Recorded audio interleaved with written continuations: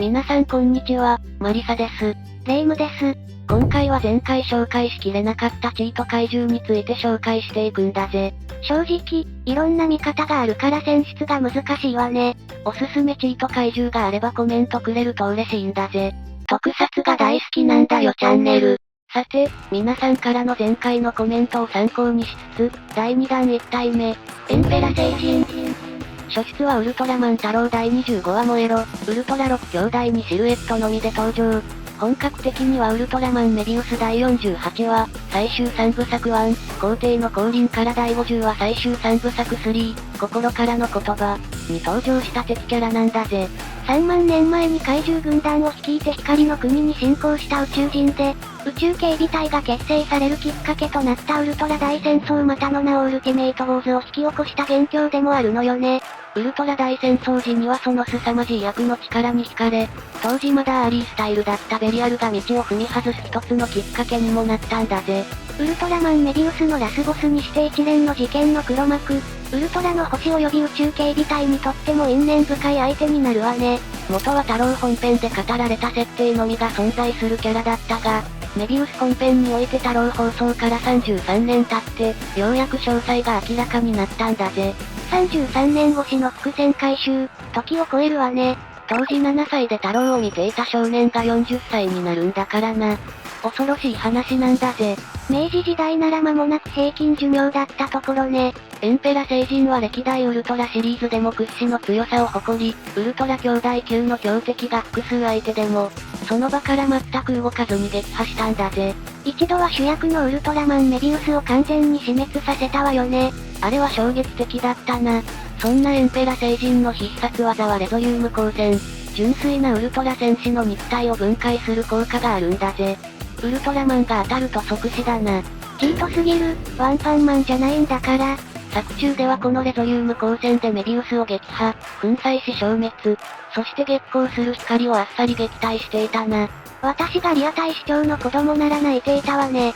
そういえば知り合いに初代マンのゼットン戦で衝撃を受けすぎてソファーで飛び跳ねてたら、頭からダイブして救急車呼んだ奴がいたな。怖。やっぱウルトラマンが負けるシーンの子供に与える影響計り知れないわ。あとは念動力。強力なサイコキネシスでウルトラマンを動けなくしたり、その場から一歩も動かずにウルトラマン光とザムシャーを触れることなく吹き飛ばすぜ。特徴的な能力で言うと、闇も操作できたわよね。太陽に巨大な黒点を広げて地球を暗雲に閉ざしていたな。あとリフレクターマンと、ウルトラ戦士の光線も無力化できるぜ。もうほんと、どうやって倒すのよ。怒るなって。2体目の怪獣は、ギガエンドラ。2003年映画、ウルトラマンコスモス VS ウルトラマンジャスティスザファイナルバトルに登場する最強の兵器なんだぜ。デラシオンが宇宙の調和を図り、宇宙のゴミを排除するために作り出した究極の兵器、ファイナルリセッターなのよね。ざっくり言うと宇宙正義の守護者、デラシオンに地球が宇宙のゴミ認定されたからヤバかったって話なんだぜ。全長1600メートル、重量160万トン。外観はカニかタコのような姿をした円盤状ね。円盤中央から放つ1000万度の超高温プラズマ弾イレーザーボールは、一発で惑星上の全ての生命を消滅させる威力を持つんだぜ。惑星とかそういうスケールでかかってくるのやめてもらいたいわ。戦いようがないよな。コスモスとジャスティスもイレーザーボールで一度は消し去ったんだぜ。なんてことするの。ちなみに迎撃用の武器としては前方中央上部のエンドラーイから、一撃でコスモスとジャスティスを吹き飛ばす威力の破壊光線ギガズマスパートを放ち、さらに装甲は小惑星すら破壊する衛星レーザーやコスモスとジャスティスの攻撃でも傷一つつかない強度を誇るんだぜ。嫌がらせもいいところね。何もそこまで強くしなくてもいいと思うわ。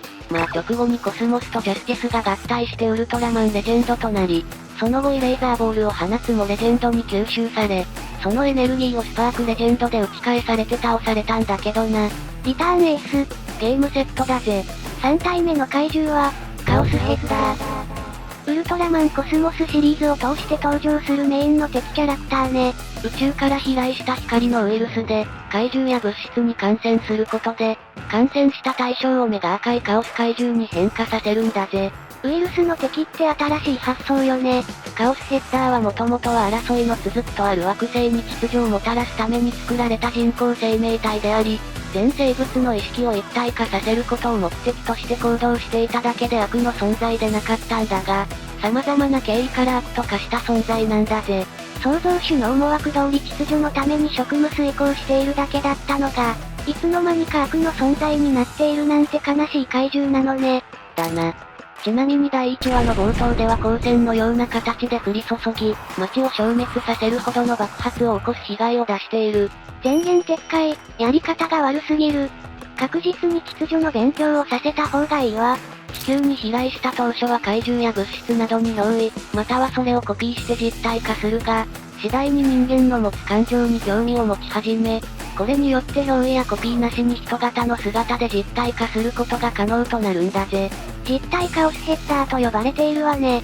戦いの末、最初の実体カオスヘッダーのイブリースと、さらなる進化系のメジュートが倒された後、カオスヘッダーが武蔵の体に取り付いて、コスモスの姿や能力を分析しもした、カオスウルトラマンへと進化したんだぜ。コスモスの全能力を学び取ったついでに地球では3分間しか戦えない弱点もコピーしているわね。その後エクリプスモードの登場で追い詰められるも、エクリプスモードの能力を学習し、より邪悪で凶悪な戦闘力を持つカオスウルトラマンから見てへと進化。どんどん能力を学習して進化していくから本当に戦いづらいわね。激闘の末、コスモスが放ったコズミウム光線を浴びて、完全にカオスウルトラマンから見てが消滅。直後、全カオスヘッダーが一体化。最強にして最後の実体化カオスヘッダー、カオスダークネスが誕生するんだぜ。こいつがコスモステレビ本編のラスボスね。両手から放つ破壊光線と、コスモスエクリプスモードが使用するゴールデンライトバリアをも破るダークデストロイヤーで、念力やバリアーも使用可能。ソアップ鉱石やカオスキメラすら通じない強靭な肉体を持ち、武蔵を殺そうとしたんだぜ。どうやって倒したのかしら。説得だな。そんな感じなの。最後はコスモスミラクルなモードのルナファイナルと、リドリアスら怪獣たちの説得を受け、怒りと憎しみが浄化され優しさを得たカオスヘッダーが変化し、カオスヘッダーゼロという美しい金色の巨人となり宇宙へ飛び立っていったんだぜ。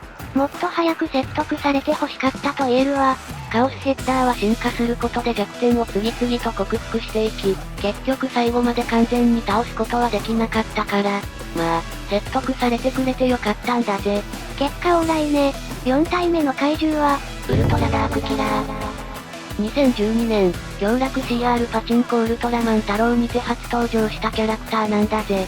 パチンコ初出で映像化されることなんてあるのね。大出世だな。怪獣界のシンデレラストーリーと言えるわね。どんな表現だよ。ミスマッチが過ぎる。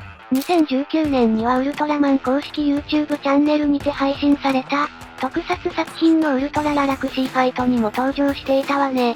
勘違いされがちだが、遊撃メーカーのオリジナルではなく、れっきとしたつぶらやプロ制作のキャラクターなんだぜ。当初は遊撃媒体限定のオリジナルキャラクターだったのにさすがつぶらやプロ。ちゃんとしているわね。戦闘では怨念による闇の力キラープラズマを利用して怪獣を復活させられるほか、自身の体を分裂させて、ウルトラ戦士を模した闇の超人を生み出して、刺激することができるんだぜ。ウルトラ戦士を模しただけあって闇の超人が強くて厄介なのよね。あとは何度倒されて消滅しても、何事もなく繰り返し復活する凄まじい再生能力を持っているんだぜ。怨念ゆえの特性ね。キリがないわ。最後はニュージェネヒーローズを上回るほど超巨大化したウルトラダークキラーとなるんだぜ。ウルトラマンたちが普通の人間に見えるくらい大きいじゃない。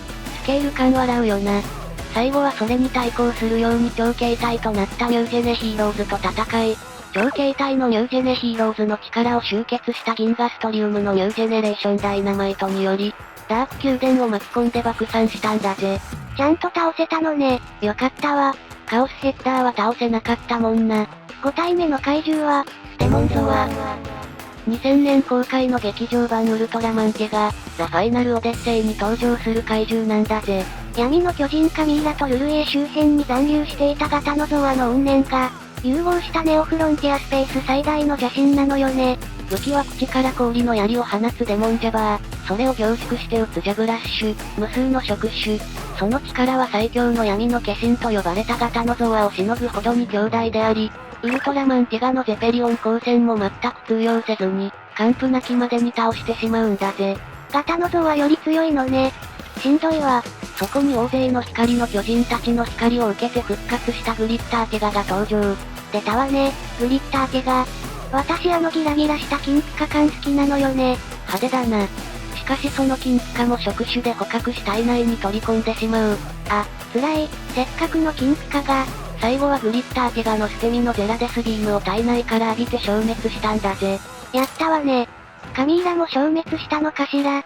カミーラも致命傷を負い、最後は人間に戻って生き絶えたな。私カミーラのソフビでよく遊んでいたから思い入れあるのよね。世代がバレるぞ。なんだかんだ怪獣ってやっぱり強いわよね。ウルトラマンの強さを演出しようと思うと怪獣も強くないといけないからな。補完関係にあるわよね。今後もチート怪獣でまとめていこうと思うんだぜ。どんな怪獣がいるのか楽しみね。皆さんのチートだと思った怪獣もコメントいただけると嬉しいわ。これからもウルトラマンについて色々と解説をしていくからチャンネル登録よろしくなんだぜ。それじゃあまた次回も、よろしく。ご視聴ありがとうございました。